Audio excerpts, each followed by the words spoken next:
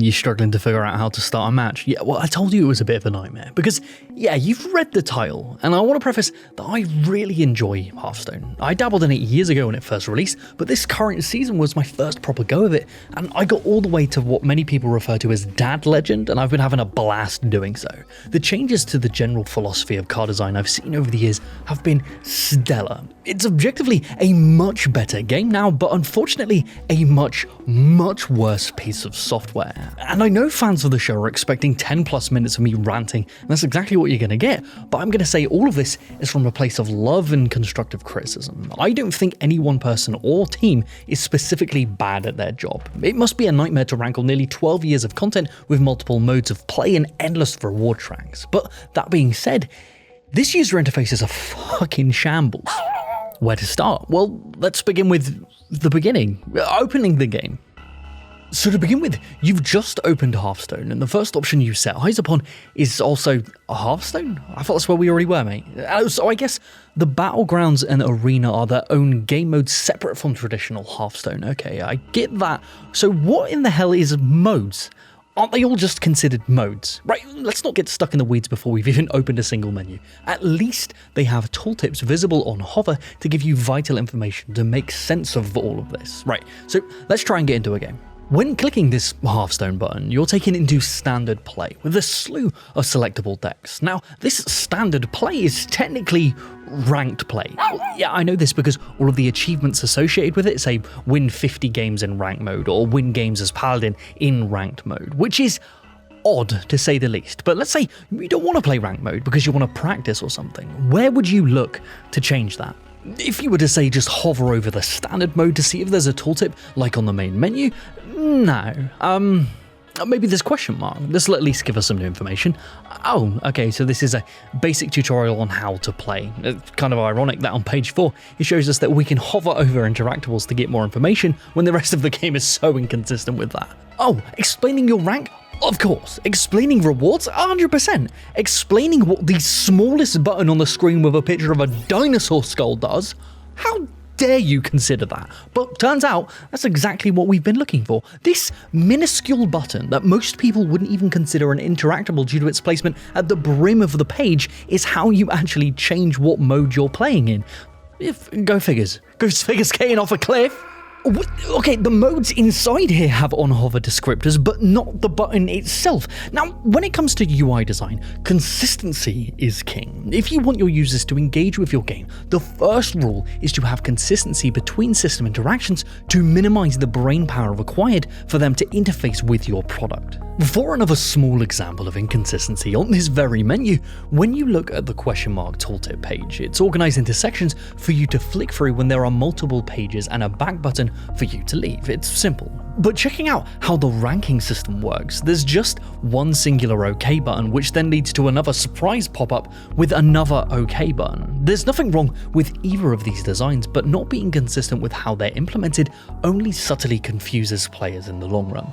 And on-hover tooltips are the epitome of this. Barely anything has a hover tooltip, which is especially bad while you're inside the Quest/Battle Pass journal submenu, since it only uses super arbitrary symbols. Because while we're here, let's back out. What the ever-living fuck is this meant to be? How is that meant to signify a journal? The option to the left of it uses text to signify what it is, but not this. The real question is, why aren't these options in the main menu with the rest of them?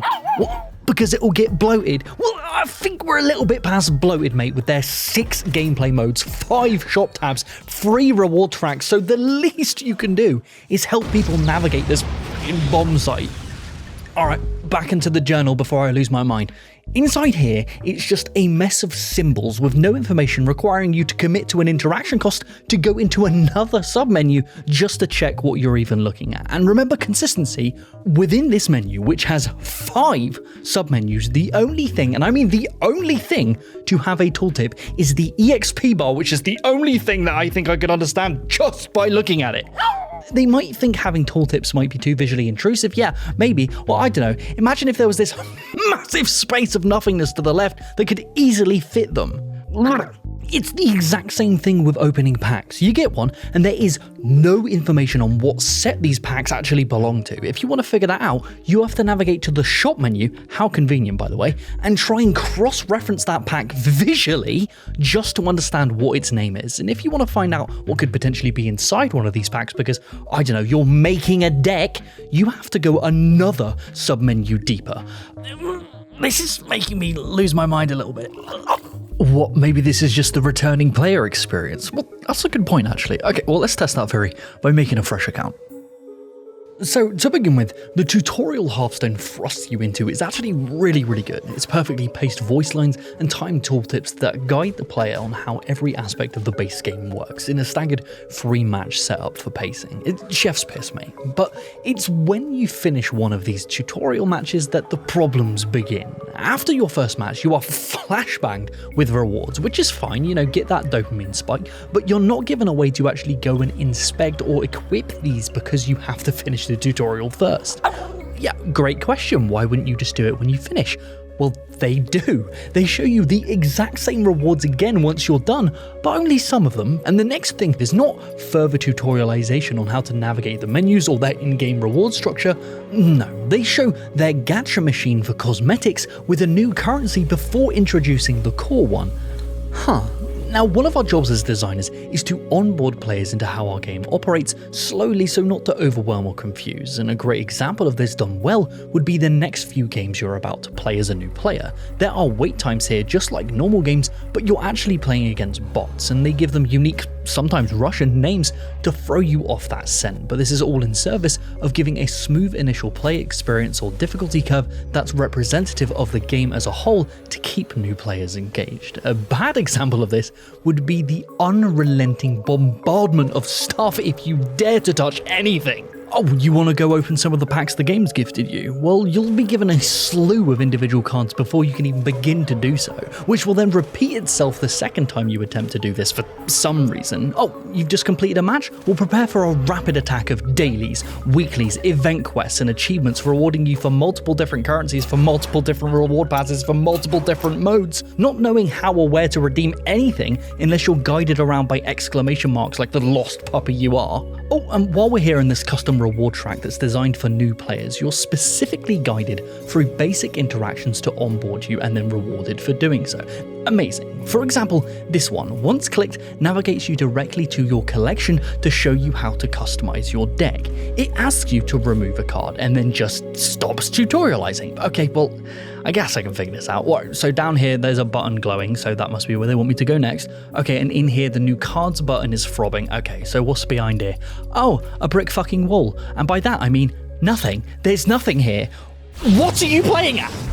Now, as we zoom out a little bit, the collection's filters are all over the place. So what we have access to is being able to sort by individual sets, mana cost, and search bar. Sorting by sets is neat in theory, but it's kind of useless without prior knowledge, unless you want to tab through all of the cards individually. Sorting by mana cost is only really a reliable way to search when you don't know what specific card you want, but you know the mana curve your deck requires. And finally, the search bar. In a game with commonly over 60 keywords that could alter a card's behavior, there is no tooltip to allow you to filter by any of these keywords or rarity. Yes, you can just search the name of a specific card or its behavioral keyword and they'll show up, but what if you don't know any of those names? This leads to a lot of new players to aimlessly flick through pages, seeing thousands of options until choice paralysis sets in. Don't even get me started on dusting. All of this is extremely hostile to new players and severely hampers their ability to brew up a custom deck unless they're following a guide. Now, throughout the runtime of this rant, we've spoken about a lot of tiny niggles with the UI here, but they all do add up over time to cause a lot of friction and not the good kind, but they're all fixable. The mode's main menu problem could be solved by putting some more of the things on the central main menu. There's already a pull-out drawer where the packs and collection go. Look at all that dead space on the sides that could have a couple more buttons that could be categorized and named. Too confusing for new players? Well, just don't have them there to start with and then open the drawers over time during onboarding. A massive fix would just to be more consistent with on-hover tooltip so the players know what to expect even if they're lost. Adding a checkbox selectable filter in the collections would give players some guidance on where to start with crafting their own decks. All of this is so frustrating, not because it's unimaginably bad or anything, but because it's so close to being fully functional. But thinking cynically, why would they spend all that money overhauling the user interface when they could be spending a yacht's worth of doubloons on marketing material for their new expansions, which is way more enticing to average players? Because, to be honest, overhauling this UI isn't gonna sell more card packs. Or would it? Yeah, I ain't dumb, bitches, because Blizzard make it incredibly difficult to give them money. Yeah, I kind of skirted over the shop in my overview because I wanted to give it the proper attention it deserved, because it might be the worst aspect of Hearthstone's UI that actively harms how much money I think they're making. So we got all the usual suspects here, a shop with 5 nondescript symbols as tabs, all for different aspects of the game. Within the Hearthstone section, they have 6 further subsections that, thank God, for once are actually labelled. Now, as an example, let's go on a journey to buy a singular card. Now, let's say you've been playing the game and someone wrecks your ass with a combo deck and they've used a specific card to do so, and you thought it was really cool. You, being Mr. Moneybags, want to go and spend cash moolah on that card so you can build a deck around it. Now, to figure out what set that card is from, you have to go through 9 interaction costs through the collection and then back to the shop before you even have an opportunity to spend money, instead of applying a symbol onto the card to denote which set it's from, like, I don't know, every other major trading card game ever. But regardless, now that you're here, you can either spend your hard-earned gold on a random chance to get the card you want, or you can navigate to these mini sets, which guarantee a bunch of cards from that set, which seems like amazing value, right? But when you click on them, you see that it all cost 60 quid. Yeah, wow, that doesn't seem worth it at all to just get one specific card. But then when you take the time to check, the game actually defaults you to viewing the golden version of the mini set pack first, which costs nearly 5 times more for the golden bordered cards. Actually, it's $13.49 for 79 guaranteed cards, which is extremely reasonable, but the amount of players who will go through this process, see the 60 quid price tag, and immediately nope out of the game proclaiming it's pay to win, which it isn't, just so Blizzard can have a chance to trick whales into spending more on a mini set, which is just idiotic. So instead, you want to spend some of your currency to get some packs. The store indicates they're buyable via 3 different currencies: real world money, gold, and runestones. Gold is given to you by completing challenges in-game and can be used to buy individual packs, but with runestones, you need to buy them from the store for real money. So my question is, why do runestones exist? Yeah, okay, I know the tricks. You use a soft currency like half buckaroos to obfuscate the real-world costs of the digital cardboard you're buying, and this may be a way for them to comply with international anti-gambling and loot box regulations, but why not just let us convert money into gold? Because we already have a potential intermediary currency for this, and to go even deeper, you just let us buy stuff with straight cash anyway, so what are you obfuscating, mate? Just to add more confusion to your already god-awful store? I don't get it. It's not even a UX compromise for the sake of maximizing revenue, it's just bad. This is a problem most games don't have, because if there's one thing they want to be clear and efficient, it's where and how to spend money. It's just needlessly bloated between the gold, the runes, the battle pass points, the special event pass points, the battleground tokens, the battleground battle pass points.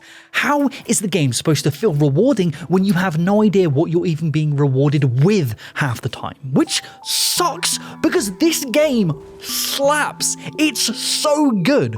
So much effort has gone into not only building up the mechanical complexity of the game, but also making it accessible to new players. It's just such a shame that this fantastic game has a user interface that seems to be fighting against its players. And I'm 100% that the UI team at Hearthstone want to be making positive quality of life changes to all of what I've just raised today, but are probably being stopped. All I gotta say is let your UI team cook, Blizzard, because at the moment we're being served pasta, but without the sauce to bind it together.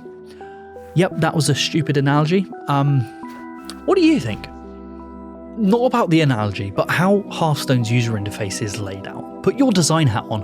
What do you think can be done to improve the moment-to-moment quality of life of the game? And for you, what's the part of its UX that requires it the most? Let us know down below, because we would love to discuss this with you. All right, Ludo, wake up. Yeah, time to say goodbye. Okay, bye guys.